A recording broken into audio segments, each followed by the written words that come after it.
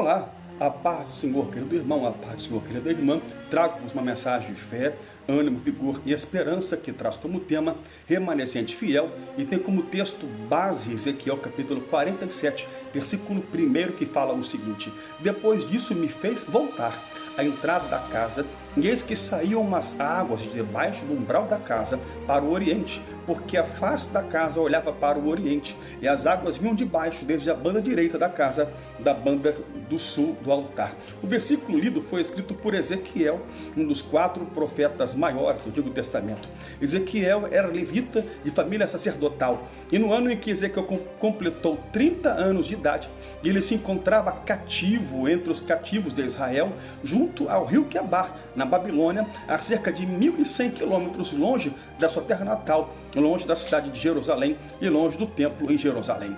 A situação natural era de que Ezequiel fosse sacerdote e usufruísse de toda a notoriedade, todas as regalias e benesses que a classe sacerdotal oferecia à sua época. Mas os planos de Deus era de que Ezequiel fosse profeta no cativeiro babilônico, escravizado longe da sua terra natal. E por causa da desobediência do povo de Israel, o povo de coração obstinado, duro de serviço, a nação sofreu seu declínio e fora levada cativa para a Babilônia. Esqueceram do primeiro dos 10 mandamentos que o Senhor Deus lhes ordenara através de Moisés em Êxodo capítulo 20, versículo 3. Não terás outros deuses diante de mim. Deus permitiu que fossem levados cativos para a Babilônia. Cativeiro esse que durou 70 anos no total. Haja vista 50 anos estiveram sob o domínio do Império Babilônico e 20 anos sob o domínio do Império Medo-Persa, até serem libertados ao tempo de Esdras e Neemias. Nos primeiros anos do exílio babilônico, Nabucodonosor levou cativo os judeus para a Babilônia em 3 levas, em 3 etapas. A primeira leva ou etapa foi em 605 a.C.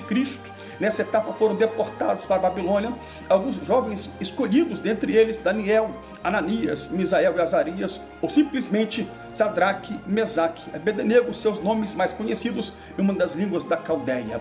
Em 597, 10.000 foram levados para a Babilônia cativos, entre eles estava Ezequiel. Em 586 a.C., as forças de Nabucodonosor destruíram totalmente a cidade e o templo, e a maioria dos sobreviventes foi deportada para a Babilônia. O ministério profético de Ezequiel ocorreu durante a hora mais tenebrosa da história do Antigo Testamento. Os 7 anos anteriores à destruição, em 586 a.C., quando morreu a sua esposa, e os 15 anos seguintes já no cativeiro babilônico. Sobre o falecimento da sua esposa, Ezequiel assim descreve esse doloroso momento. E veio a minha palavra do Senhor, Ezequiel 24:15, dizendo, versículo 16: Filho do homem, eis que de um golpe tirarei de ti o desejo dos teus olhos, mas não lamentarás, nem chorarás, nem te correrão as lágrimas. Versículo 17: geme em silêncio, não faças luto por mortos, ata o teu turbante e põe nos pés os teus sapatos, e não cubra os teus lábios, e não comas o pão dos homens. Versículo 18: e falei ao povo pela manhã, e à tarde morreu minha mulher, e fiz pela manhã como me foi ordenado. Ezequiel não pôde nem despedir da sua esposa, da sua amada esposa, ou viver momentos de enlutamento, como todo ser humano assim o passa. Não havia tempo para isso. Ele tinha que profetizar a casa de Israel, a casa idólatra e pecadora de Israel. Quando a maioria desistiu, abandonou a fé, a esperança em Deus, abandonou a comunhão com Deus, quando a maioria parou de cantar, como por exemplo o Salmo 137, versículo 1: junto aos rios da Babilônia, ali nos assentamos e choramos, quando nos lembramos de Sião.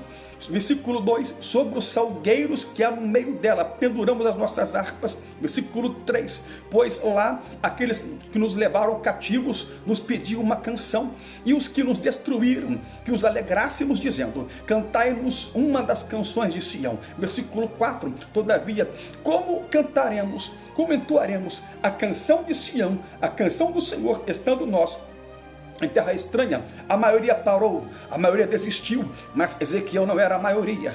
No mesmo lugar, no rio Quebar, lugar onde os cantores pararam de cantar e penduraram suas harpas. Ezequiel, que fazia parte da minoria fiel, teve visões de Deus. Ezequiel 1:1, no mesmo lugar. E aconteceu no 30º ano, no 4º mês, no 5º dia do mês, que estando eu no meio dos cativos, junto ao rio Quebar, se abriram os céus, e eu tive visões de Deus. Versículo 4, e olhei, e eis que um vento tempestuoso vinha do norte, uma grande nuvem, com um fogo revolvendo-se nela, e um resplendor ao redor, e no meio dela havia uma coisa como de cor de ambar, que saía do meio do fogo. Versículo 5, e do meio dela saía a semelhança de 4 seres viventes, e esta era a sua aparência, tinham todos a semelhança de homem. Versículo 6, e cada um tinha quatro rostos, como também cada um deles tinha 4 asas. Quando a maioria debandou, jogou a toalha, desistiu, a maioria que na primeira luta, dor ou dificuldade, quer desistir, entregar a carteira de membro, parar de cantar no coral, parar de pregar, a minoria então prosseguiu avante, foi avante. Ezequiel era esta minoria. Ezequiel fazia parte da minoria. Ezequiel fazia parte do remanescente fiel. Enquanto a minoria enxergava dor, Ezequiel enxergava visões de Deus. Enquanto a maioria enxergava luta, Ezequiel enxergava a glória de Deus. Ezequiel, conforme Apocalipse e João, ele viu na verdade anjos querubins. Tem muitos que querem ver a glória de Deus, mas desistem fácil, em meio à dor, em meio a sofrimento, em meio à luta, conforme param de cantar e cultuar a Deus. Verá tudo, mas menos verá a glória de Deus. Tem muitos que querem ser fiéis no muito, querem ter no muito a bem da verdade, mas ainda não aprenderam a ser fiel no pouco, a glorificar a Deus no pouco, a cantar louvores, a salmodiar a Deus, a não faltar um culto sequer, mesmo com a despensa esvaziando, mesmo com desemprego e doenças batendo a sua porta. A maioria até pode debandar, a maioria até pode parar, a maioria até pode desistir, mas Deus nunca contou com a maioria, sempre foi a minoria antiquada, quadrada, cafona, aos olhos da maioria, que ainda crê em milagres, que ainda no meio da luta e dor, mesmo passando alguns anos, alguns meses e anos, ainda crê que Deus ainda pode mudar cativeiro. A minoria que ficou no calor da prova, mas no calor da prova foi por Deus abençoada, teve a oportunidade de estar ao lado do leão da tribo de Judá, na cova dos leões. Teve a oportunidade de passear junto ao 4º homem da fornalha de fogo ardente, na fornalha de fogo ardente. Deus nunca contou com a maioria, é sempre com a minoria que faz a diferença, que permanece fiel. 1 Reis 19, versículo 18, Deus fala ao profeta Elias: também deixei ficar em Israel 7.000, todos os joelhos que não se dobraram a Baal. Se seja como a sunamita, vai tudo bem? Sim, tudo vai bem. E tem mais, a visão que Ezequiel tem no capítulo 47 é continuação da visão do capítulo 46. E no capítulo 46, Ezequiel tem a visão do templo de Salomão, já se encontrava destruído a 1.100 quilômetros de distância, na cidade de Jerusalém, na sua época. Mas Ezequiel vê o templo em visão. O remanescente fiel enxerga o futuro próspero, construído por Deus, quando a maioria vê destruição. A maioria vê incertezas em tempos de pandemia de coronavírus. Mas a minoria descansa em Deus. Não seja a maioria, seja a minoria. Faça parte do remanescente fiel e Deus te exaltará. Cerca de 3 milhões de pessoas saíram do Egito, apenas 2 chegaram ao destino final, Josué e Caleb. Os murmuradores, com falta de fé e esperança, não vão longe, não vão avante.